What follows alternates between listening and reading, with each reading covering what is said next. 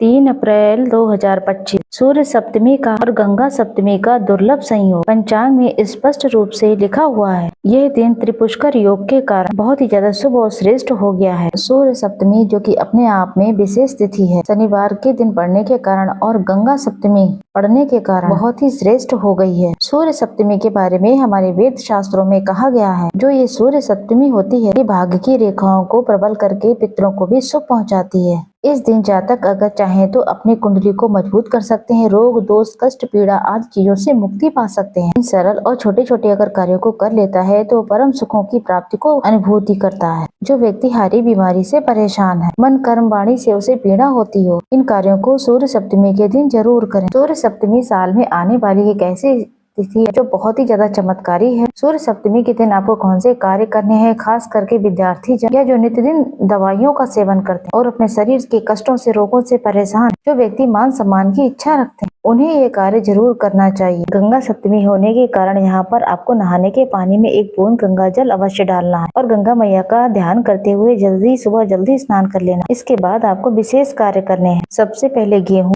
तांबे की वस्तु, लाल फूल, गुड़, शहद, लाल चंदन और लाल वस्त्र और लाल रंग की मसूर की दाल, ये सारी चीजें सूर्य ग्रह से संबंध रखती हैं। तो आप सभी को कोशिश करनी है इस दिन आप ये सारी चीजें अपने खरीद कर लाएं घर में और रखें इसे, और कुछ छोटे छोटे से प्रयोग करने हैं। सूर्य भगवान अगर कुंडली में अच्छी अवस्था में है, सबसे पहला काम आपको करना है गेहूँ का। गेहूँ हर घर में उपलब्ध है। हम सभी महादेव के भक्त हैं और अपनी कुंडली में महादेव को प्रसन्न करने के लिए, सूर्य भगवान को प्रसन्न करने के लिए आपके घर में जो भी शिवलिंग विराजित है, आपको सूर्य सप्तमी गंगा सप्तमी के दिन ये कार्य जरूर से करना है। जल का लोटा लेना है, उसमें डालना है आपको लाल चंदन और लाल फूल डालना है, साथ ही थोड़ा सा शहद डाल लें और कहें, हे देव, आप देवों में सबसे विशेष देव हैं, हमारे जीवन में हर रोग दोष कष्ट को मिटा दे। ऐसी प्रार्थना करते हुए लाल चंदन, लाल पुष्प और शहद मिश्रित जल का नाम गोत्र बोलकर महामृत्युंजय का जाप करते हुए साधारण सरल तरीके से शिवलिंग पर जल अवश्य चढ़ाएं। इसके बाद आपको गेहूं के दाने लेने हैं, जो कि सूर्य नारायण भगवान से संबंध रखते हैं और सूर्य सप्तमी के दिन बहुत ज्यादा लाभ देने वाले माने जाते हैं। सूर्य सप्तमी के दिन अगर आप पास जितने भी गेहूं के दानों 108 गेहूं के दाने ले लें या कम ज्यादा आप अपने हिसाब से ले सकते हैं, या एक मुट्ठी भर के ले लीजिए, उसे आप अपने पूरे घर में घुमाएं, सभी लोगों को स्पर्श कराएं और शिवलिंग पर जरूर चढ़ाएं। इससे संतान की बाधा आई पीड़ा का निदान होता है। जब शिवलिंग पर आप चढ़ा लें, इसके बाद चींटी चिड़िया कबूतर इत्यादि को आप डाल दें, खा लेंगे, तब ये महादान के स्वरूप में जाना जाता है। और एक ऐसा कार्य है जो आपके घर में सभी सदस्य को करना ही चाहिए, चाहे बच्चा हो चाहे बड़े हो। और लाल रंग के वस्त्र उस दिन धारण करें, हो सके तो आप आदित्य हृदय स्तोत्र या फिर सूर्य चालीसा या उनके 12 नामों का स्मरण करते हुए सबसे पहले एक तांबे का लोटा लीजिए, उसमें कुछ दाने अक्षत डाल लीजिए, लाल पुष्प और लाल चंदन भी डाल सकते हैं। इसमें लाल मिर्च के दाने भी गुरुजी बताते हैं जो कि धन प्राप्ति के लिए होते हैं। अगर आप चाहें तो आप डाल सकते हैं, नहीं तो आपकी इच्छा है।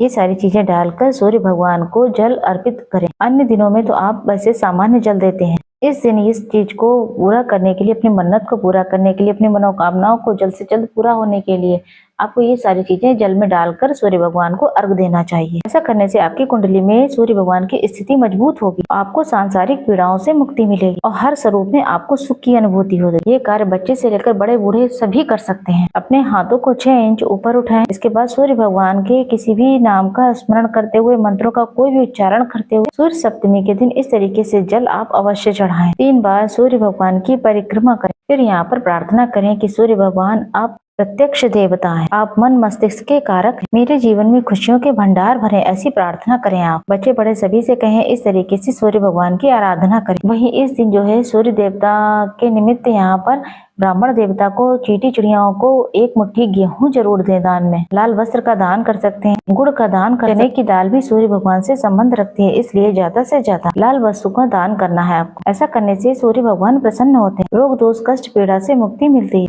शनिवार का दिन होने की वजह से पीपल की पूजा, तुलसी की पूजा जरूर करें। ऐसा करने से बहुत सुखों की अनुभूति होती है। शिवलिंग पर घर के मंदिर में या फिर महादेव के मंदिर में जाकर के गेहूं के दाने जरूर से चढ़ाने हैं। ऐसा करने से बहुत अधिक सुख की प्राप्ति होती है और सांसारिक पीड़ा से मुक्ति मिलती है। ये कार्य आपको बहुत ही छोटा सा लग रहा होगा, लेकिन हमारे वेद शास्त्रों में कहा गया है, सूर्य सप्तमी के दिन सूर्य भगवान की जो आराधना करता है, उनसे संबंधित मंत्र, सूर्य चालीसा या किसी भी तरीके से सूर्य भगवान की उपासना करता है, तो उस आदमी के शारीरिक, मानसिक, आर्थिक सारे कष्ट मिटते हैं। गंगा सप्तमी है इसलिए शिवलिंग पर जल जरूर चढ़ाएं। ये सारी बातें मनगढ़ंत नहीं कही गई हैं किसी भी तरीके से, ये सारी बातें वेद शास्त्रों में कही गई हैं जो मैं आप सब तक पहुंचा रही हूँ। तो इसके साथ ही आप एक सरसों के तेल का दीपक, शनिवार का दिन है, आप सूर्य पुत्र शनिदेव, हालांकि पिता पुत्र में आपसे विचारों में मतभेद होने के कारण हमेशा अंधेरे में ही शनिदेव का पूजन किया जाता है। तो ऐसे में शनि का जो विशेष प्रभाव चल रहा है, इसमें आप सरसों के तेल का एक दीपक यहाँ पर पीपल के वृक्ष में जाकर के या फिर शनि मंदिर में या हनुमान मंदिर में जरूर लगाए जाकर के। ऐसा करने से भी सूर्य देवता, शनि देवता दोनों ही प्रसन्न होते हैं। काली और लाल चीजों का दान अवश्य करें। आशा है, उम्मीद है आपको ये वीडियो पसंद आई हो। तो वीडियो पसंद आए तो एक प्यारा सा कमेंट जरूर लिखें।